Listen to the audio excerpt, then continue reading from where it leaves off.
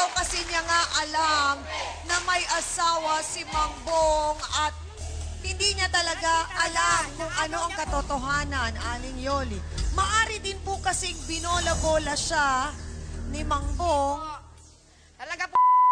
Oo. Dahil po yan, tuwing namamalengke ako, pinag-uusapan ng mga jeepney driver po yan tiyang ami sa amin. Ano pong sinasabi? Kung saan-saan daw po yan sumasabit. Kung saan-saan po raw siya dinadala. Ha? Si Bong lang ang pinakisamahan ko. Bakit ka nagkaanak? Ha? Bakit ka nagkaanak? Sa iba kung si Bong lang ang pinakisamahan mo. Si Bong... Ha? Hindi ba naman inuho? Kung inuho! Itsura na tayo mo! Matagal na ko iniwanan ni Ni Kailan! Ang may tsura mo! Sa tsura ko sexy, diba? Bata pa ako maganda ako ihamak sa'yo! Sandali lang. So, Aling Yoli, ano po ang nangyari at biglang nawala si Mang Bong? Ganito po, paalam niya po sa akin tiyang amin noong isang Pasko't Bagong Taon. Sabi niya tiyang amin, maghahanap buhay ako. O sige. Sabi Kayo ko, po ay may 3 ng anak. may 3 na po. 3 lalaki po ang amin, anak tiyang amin. Kasama pa ho ba ninyo sa bahay? O tiyang amin, nagtampo na nga po ang 2 kong anak tiyang amin. Lumayo na po sa amin. Dahil po yung ginagawa ng kanyang tatay, hindi po nila magustuhan. Kaya po isa ng puwang tiyang amin ang kasama ko. Di na po May siya kinalaman ba doon yung pag-alis niya? Sinabi ba niya hindi mo nadadala sa pag-uwi niya? May ganon? Hindi po tiyang amin, sabi niya, hindi madalas ang pag-uwi ko. Hindi ako madalas sa uwi. Sandali lang Sabi po. niya, ganito ang gagawin ko. Padadalahan na lang kita. O sige, payag ako roon. Payag na ako roon. Na, hindi na kita, padadalahan na lang kita ng araw-araw kaya 1 linggo, sabi niya. O sige, walang problema sa akin. Ito'y December nung nakaraang taon. Noong 2011, kami iniwan niya na po kami. Okay. So, paanong naging sistema nun? Paanong nakakarating ang pera sa inyo? Wala na tiyang ami mula nung umalis siya, wala na rin tiyang ami pera. Hindi na rin nagpapadala. Opo, tiyang ami. Hindi na siya nagpapakita, wala pa rin pera. Ang sinasabi po na nakadahilanan daw nitong si Mang Bong sa amin pong staff kung bakit daw po siya'y tuluyan ng umalis, dahil nga po sa sama ng loob niya na daw kayo daw po ay laging nagbubunga nga. Alam mo, tiyang ami, yung asawa ko, lahat ng bagay binibigay ko dyan. Pinapakain ko ng masarap, lahat-lahat tiyang ami. Bakit ako'y niloloko niya? Tiyang ami, ikaw makulumagay sa kalagayan ko. Tama ba yung ginagawa niya, tiyang ami? Naghahanap buhay ako.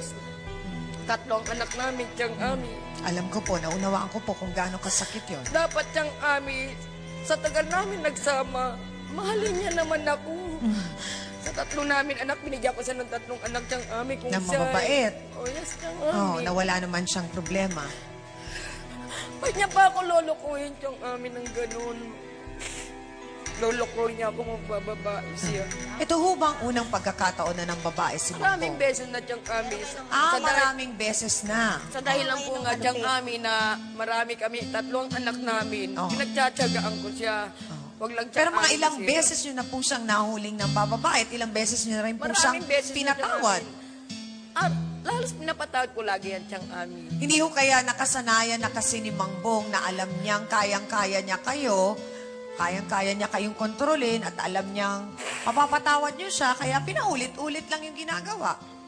Siguro nga tiyang ami. Kaya tiyang ami, pag nakita ko yung asawa ko, tagang masama ang loob po tiyang ami. Gano'ng katagal na po kayo hindi nagkikita? 1 taon, 4 na buwan na tiyang ami. Ganong katagal? Opo. At 1 taon, 4 na buwan na rin siyang hindi nagpapadala Opo, ng tiyang pera. ami. Ito lang po nagsasabi sa akin tiyang ami, itong kumari ko po. Kahit na hindi kami nagkikita ng asawa ko, nung nalaman ko na nakita ng mga tao ng kumari ko mismo na ikaw ang kasama. Galit ako eh! Sa ginagawa mo sa akin! At Ate Marivic, ipagpalagay din po natin na talagang nagsinungaling po si Mang Bong at niloko din ni Mang Bong si Nicole, biktima rin po siya. Malikot po talaga, Ma'am Ami, ang asawa ko. Malikot din pa sa matang Ami. So sa nangyaring ito, Attorney Ben, nabanggit po ni Ate Marivic at ganun din ni Ate Yoli na yung kanyang mga anak ay malalaki na po. Mga hindi na menor de edad, may 27, 26, 25, sunod-sunod. At nasasaktan nga daw po, o yung dalawa, nasaktan na, sumama na ang loob, umalis na nga po. Doon po sa nangyaring pag-iwan ni Kuya Bong sa nanay nila na si Aling Yoli, meron po bang pwedeng ireklamo, isang pangkaso ang mga anak laban sa ganitong klaseng ama po? Totoong masakit sa isang anak na makita ang ama na nga iwanan ng kanilang ina at ang kanilang pamilya, ano po, Tiyangami. Ngunit sa kalagayan ng mga anak na ito na sila'y nasa hustong gulang na, ay hindi na po sila saklaw ng anti-violence against women and their children. Dahil ang sinasaklaw po ng batas na yon ay mga minor di edad lamang na mga anak. Gayunpaman, ay mismong itong kanilang ina ang meron na pong direktang maaring ikaso dito sa kinakasama niya na si Mang Bong dahil nga dun sa pag-iwan sa kanya. Paano naman po ang damdamin din naman ni Nicole at dun sa sinisigaw niya na hindi daw po niya alam, niloko rin siya, naging biktima rin siya. Pwede rin po ba niyang ireklamo si Mang Bong?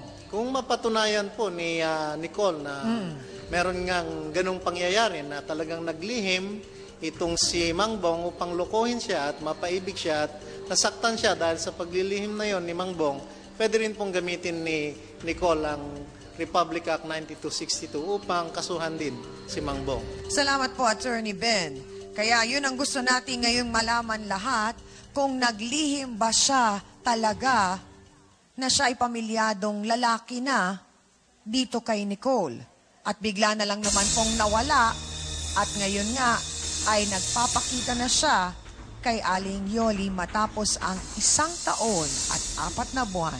Narito po si Rolando Bong San Pascual. Pasok!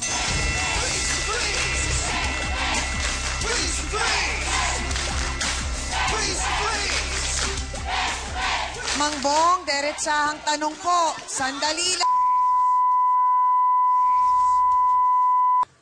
Wala kang magawa, Lolokohin mo ako, pagpapalit mo ako sa bata.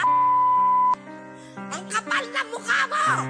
Lahat ng kapal ng mukha mo, ginagamit mo! Ano po ang era? Hindi ako magbubunga kundi dahil sa'yo. Bakit di ka uuwi ng ganong oras? Naghahanap buhay ka! Sawa, di ba? Ang kapal ng mukha mo! Sabi mo, hindi mo Kapal ng mukha mo! Ang kapal! Okay, sandali lang, Nicole. Ang gusto kong malaman, Mang Bong. Sandali lang. Nangawa ka sa akin, Bong. Mang Bong, sinabi niyo ho ba talaga kay Nicole na wala kayong asawa? Opo. Bakit po kayo nagsinungaling? Kasi po, hiwalay na kami. Hindi kailan ang Ha? kapal ng Hiwalay na mukha. po kami. Hiwalay tayo? Hiwalay tayo? Sandali lang po, Aling Yoli. Kapal ng mukha. So, nangyari yon nung 1 taon na hindi na kayo umuwi. So, parang ang pangunawa nyo, Hindi na po kasi ako umuwi sa kanila. technically, wala na kayo. Bakit po kayo hindi umuwi na? Kasi po, nagsawa na ako sa bunganga niya Na parang namamagaan Naku ko po, pa. nagsawa na daw si Kuya Bong sa kabubunganga ni Ate Yoli. Makinig kang mabuti, Ate Yoli, baka kailangan mo ring malaman ang sama ng loob ng iyong kinakasama. Yan ang abangan natin sa pagbabalik po ng Face to Face. Nilasyon po kami ng babae niyan. Di mo ba alam? Tatay ko yan, kinana mo. Malay ko mga anak! Malay ko mga ama So ang anak mo, siya ang tatay na ngayon ay inaalagaan ni Mang Bong, apo mo.